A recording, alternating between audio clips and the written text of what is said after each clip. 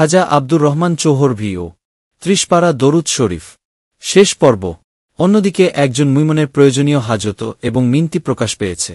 পুরো গ্রন্থটি কুরআন ও হাদিস ছাড়াও শতাধিক নির্ভরযোগ্য গ্রন্থের তথ্য সমৃদ্ধ, অপূর্ব বাচনিক ভাষায় চিত্তাকর্ষক দোয়াও সন্নিবেশিত। যে সব প্রক্রিয়া প্রণালী গ্রন্থকার উদ্ভাবন করেছেন তা পূর্বাপর রচনাবলী হতে স্বতন্ত্ররূপে ভাস্বর। এ কারণে সালফি সালিহিনের মধ্যে তার স্বকীয়তা ও অসাধারণত্ব অনন্য হিসেবে প্রতীয়মান হয়। আল্লাহ ও তার রাসূলের প্রতি তার গভীর সম্পর্ক, সাহাবী, আহলে বায়ত ও শায়েখ আব্দুল কাদির জিলানীর প্রতি তার অগাধ ভক্তিশ্রদ্ধা এ গ্রন্থে যেমন প্রকাশ পেয়েছে, ঠিক তেমনি সালফি সালেহিনের নিজস্ব পন্থাগুলোকে ভিতরূপে সংযোজন করা হয়েছে।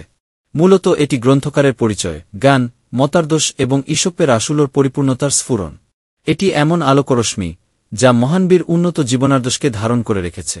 আল্লামা সৈয়দ আহমদ শাহ সিরিকটি বলেন, তার কামালাত সম্পর্কে অজানা অথচ অনুসন্ধানী লোকের উচিত তার রচিত গ্রন্থ মাজমুআহ সালাওয়াতির রাসূল তা যেন গভীরভাবে অধ্যয়ন করে।